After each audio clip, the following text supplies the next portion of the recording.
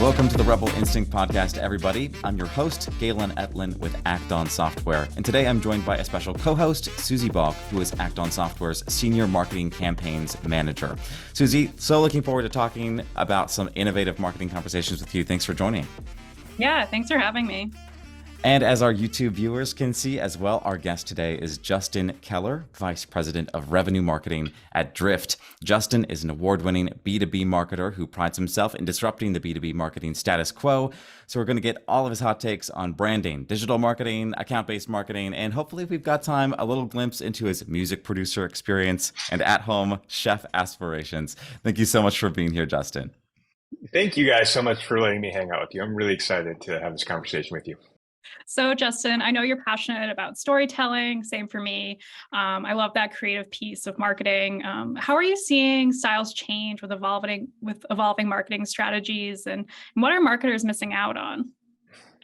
It's a good question. I think there was maybe a bit of a heyday during COVID where people, it was like one of those things where once the dust settled, right? Like we were all at home, but, once marketers had adjusted to the new reality, they felt a little bit of creative latitude. They're starting to get a little edgy and do some bold things. And then coming back out of COVID, where we are now, where it's, across the board, everyone I talk to, their budgets are getting pinched. Their goals and expectations aren't changing, but the resources they have to get there are. And so now I'm seeing a lot of trends away from storytelling and being creative and going back to a place of safety where it's like, let's just invest things that are highly measurable that we can, defend our jobs with, saying, hey, look, we're being very smart, pragmatic, spreadsheet marketers. And I'm not so sure that's the thing to do. I think, when everyone's, zigging, you've got to zag. And I think now more than ever is the time to start telling really big stories, because if we're all in the same position, we all have limited resources. The only advantage we have is our ability to be creative and to tell really good stories and to get people thinking differently and paying attention to, whatever's going on when we all have limited resources to get people to pay attention with. Yeah, I love that. Spreadsheet marketers. That's definitely something, it's hard to get away from, but it's really important that you do. And especially too, as you're mentioning, if you move that direction for fear of your job, you're really also devaluing what you're contributing as a part of your job anyway. So it's kind of a counterintuitive thing, but yeah. It's really true. And it's one of those things where I get it. Like, when people operate out of a place of fear, you do, things that you think are safe. And I think that is not what the point of a marketer is, right? Sure, there's times and places to be safe, but marketers are there at the end of the day to get people to pay attention, right? And you can't do that by, running a really smart performance marketing program. You can make your dollar go a little further, but that's not going to deliver outsized results that, your board and your CEO want to see from you. Now, Justin, looking at some of your experience personally, you've worked across a bunch of B2B and tech companies. What was a defining moment for you, would you say, on your journey toward these VP of marketing roles? Quick obligatory shout out to all the marketing leaders I've had in the past. I've been so lucky to have bosses who were willing to let me push the envelope. I think I've always naturally been one of those. When I got into marketing, when I got into B2B marketing, I should say, I had no idea that was different from marketing, capital M marketing, where it's more like B2C, where you're out there running really audacious campaigns and kind of getting people to raise an eyebrow.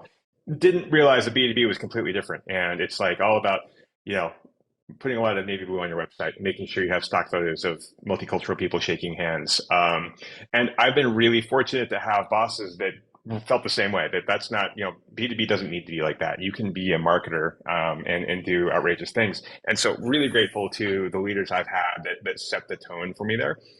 I think one specific example I had was I had a CEO, one of my first jobs in San Francisco, who would every day at the office wear a bow tie. That was his trademark thing for himself. And it became such an inside joke that it became part of our marketing campaigns. We go to a trade show and we'd hand out bow ties to people. We'd have them come to our booth. We'd tie a bow tie on them. And what ended up happening was we go into marketing meetings and we do campaign planning or think about, what are we going to do with this webinar that's going to be different. and we'd start to say to each other, like, how do we put a bow tie on this? And it didn't mean literally put a bow tie on it, but like, what's that weird, different thing that can become synonymous with our brand that, definitely has our stamp on it? And that is something that I've carried with me. So it's like, what's the one thing? We only have so many different activities that we marketers can do, but we have different ways of expressing ourselves in them. And so what is that one thing that we can do that is distinctly ours, that makes people pay attention and think that's a little left of center, and it starts to build a little brand equity that's consistent across all the programs we run. Yeah, that bow tie thing is so cool. We actually just ran a webinar where our presenters wore capes because we were doing a superhero themed webinar. So I was like, what a great way to just have us stand out a little bit and put a little fun behind our brand. And I think hopefully it becomes a thing going forward. We're not just people with corporate backdrops. We add some more personality to our campaigns. I think that's so important. Like, people want that. People don't identify with a B2B brand and be like, yeah, that's cool. That's who I am. People identify with a weird little quirk, or people that are unafraid to be themselves, right? And that's what builds the affinity. MarTech, it's really saturated space, tech stacks running like pretty deep. What does it take for a company to stand out and win that business, especially now in a tough economy? This is what's really hard for a marketer, right? Like, we can be creative all day, but we can't tell stories that are orthogonal to our product promise, right? Like, we have to root everything back to the company's value propositions, to what the product offering is.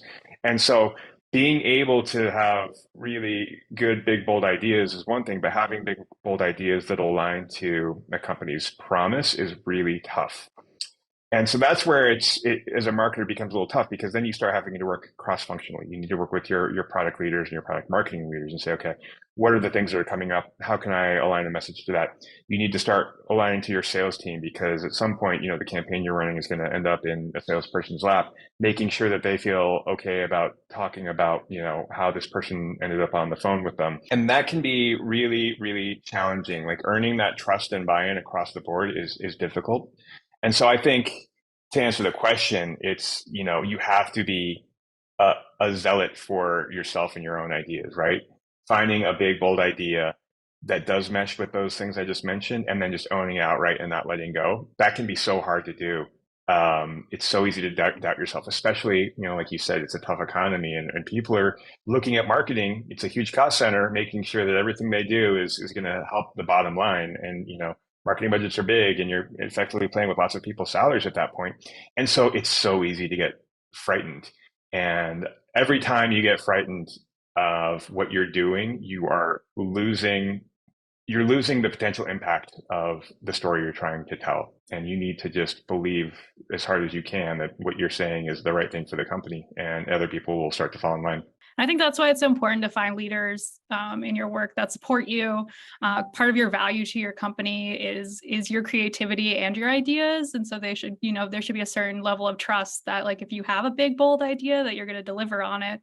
Speaking to that creativity, you mentioned putting the bow tie on it as an example, Justin. What was maybe another out of the box or big project that stuck out for you that you've contributed to, and how did it perform? I was at B2B MX a few weeks ago, and this campaign I ran showed up on stage that I had nothing to do with, right? It was just like, someone was like, this is such an outrageous thing that it's still carrying weight.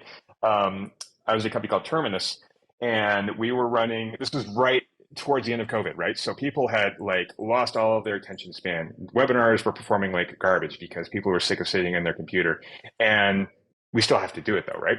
And so I wanted to do something that was highly consumable, that was highly provocative, that, was ultimately, something that people would be willing to suffer staring at the screen for another few hours for. So we ran an event that was all about just breaking up with the way that traditional B2B marketing should be done, right? Like, just stop doing, almost what we're talking about here. And so we didn't want to have it, we went all the way. We were like, if we're going to do it, let's do it big. So we called the event Break Shit. Like, we had, a bad word in the name of the program. We formatted it in a way where we got, I think it was 10, very influential marketers. And we got them to speak for 5 minutes apiece, or maybe it was 10 minutes apiece, very short. So it's kind of micro content. And we got these big name influencers to participate. We didn't pay them. We just said, you guys are competing. We will donate $10,000 to a charity of your choice. So they got bought in on that. But we didn't stop there. Really provocative name, really great, speakers talking about, how do we break the status quo of marketing. We also hired, again, I think he's actually from your neck of the woods. We found a guy called Saxsquatch. He is a saxophone playing Sasquatch. We hired him to do musical interludes between every presenter. So he would be out in the woods playing saxophone. We got him to play Careless Whisper by George Michael, and a bunch of stuff that was really awesome. Very Pacific Northwest. Exactly. And it was, I think to this day, still the highest performing pipeline campaign that the company had ever run, because it was way out there, but everyone that was involved with this, we did really crazy promotional videos. So me and the team got together in a field somewhere. We brought a bunch of, fruits and baseball bats and just videotaped us blowing stuff up, honestly. And had nothing to do with the campaign except for that we were breaking stuff. And so we just bought into the message so wholeheartedly that we had like 4,500 people register for it, like 8 figures worth of pipeline driven. And this is just goes to show that like B2B marketing doesn't have to be, like I said, navy blue and people shaking hands on your website. You can do really off the wall stuff. My sales team did not love this at all. They did not like having to invite people to an event called Break Shit, but did not let go and pushed, and ended up being just one of the biggest campaigns I've ever been responsible for in my career. That's so cool. So many cool elements about that. Definitely fits the brief of out the box. Yeah. You get that guy's number, Galen. We'll have to have him. I can make an intro, Galen, if you need more woodland creatures that play saxophone. I got a line. I mean, when do we not need that? Always.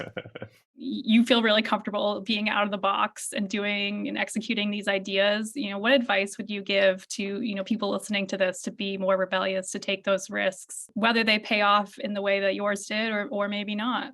I've done really out of the box things. I've proven that they can work, and still I'm afraid all the time of doing it, right? It's not a comfortable place to be when you're trying to be, out on a limb as a marketer.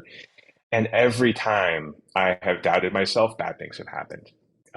It's all of a sudden you lose the ability to lead as well as you could. All of a sudden, your ideas start to get diluted and watered down, and they lose like that magic that once existed in them. And it is much easier said than done. Like, I mean, I know how cliche this sounds. I'm just saying, believe in yourself, which is just the dumbest like after school message I could possibly be saying here.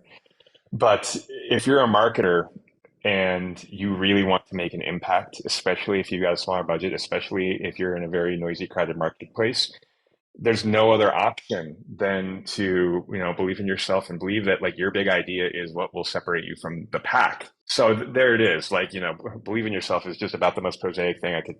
I want to vomit a little bit having said this out loud now, but I think it's true. And it's very easy to not believe in yourself. Like, it's easy to doubt yourself and catch yourself. Stay mindful of it.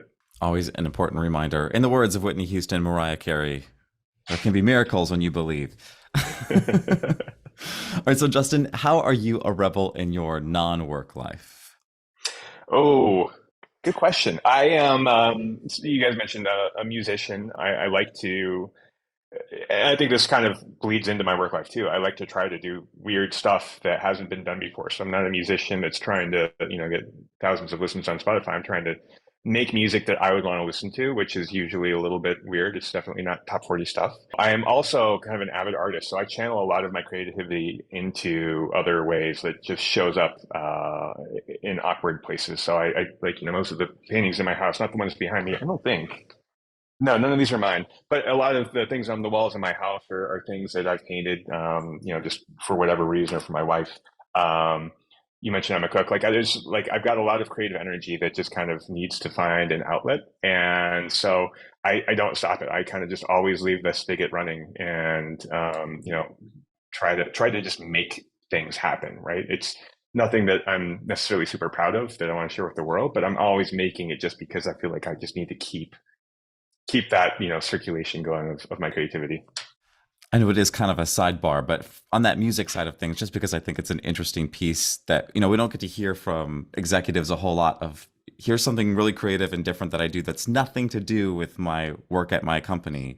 How did you get into that, and kind of what does it look like for you now? So I have always really just been a fan of music, right? And wanted to make things. And I moved around a lot as a child, so I never really had a chance to like form a garage band with friends or whatever. So what ended up happening is I learned to play a lot of different instruments.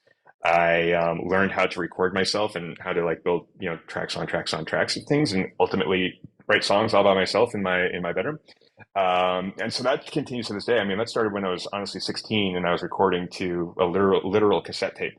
And skip to today, like right here on my desk is work, and then right here is a bunch of music stuff, different monitor. And so like, I go from work mode, I turn 90 degrees to the right, and I can get into fun mode.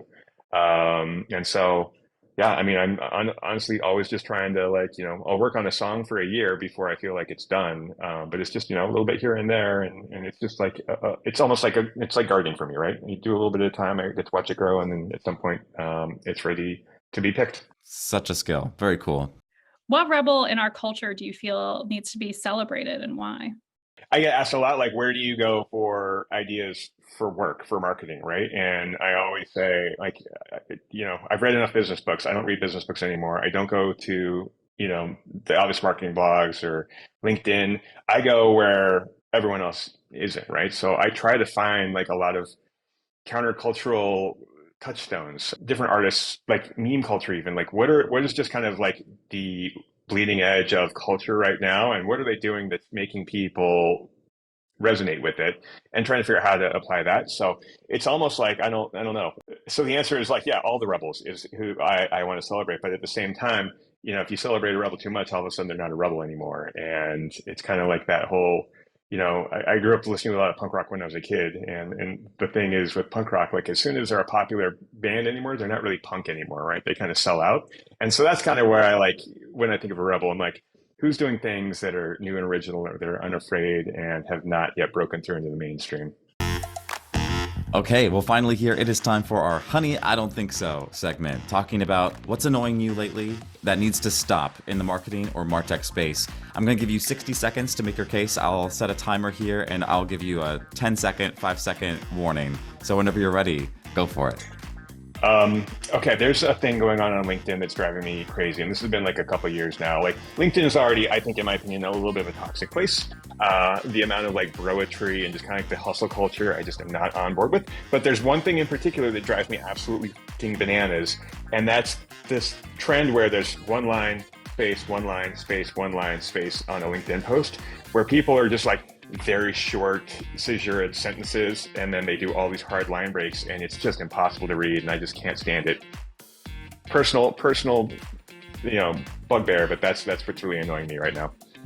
Well within time. That was about 30 seconds, and I know exactly the types of posts you're talking about. And broetry is a new term. I think, yeah, we should use that as well. Well, Justin, I want to thank you so much for taking time to join us here today. It has been so much fun catching up with you and learning all about your skills and your music and everything else that you bring to the MarTech table. Thanks again for joining us. Thank you, Galen and Suzy. This was a hoot. I appreciate you guys letting me join you. Thanks everyone for listening to the Rebel Instinct podcast. Be sure to follow Act On Software for updates and upcoming episodes. And remember to always act on your Rebel Instinct. Until next time.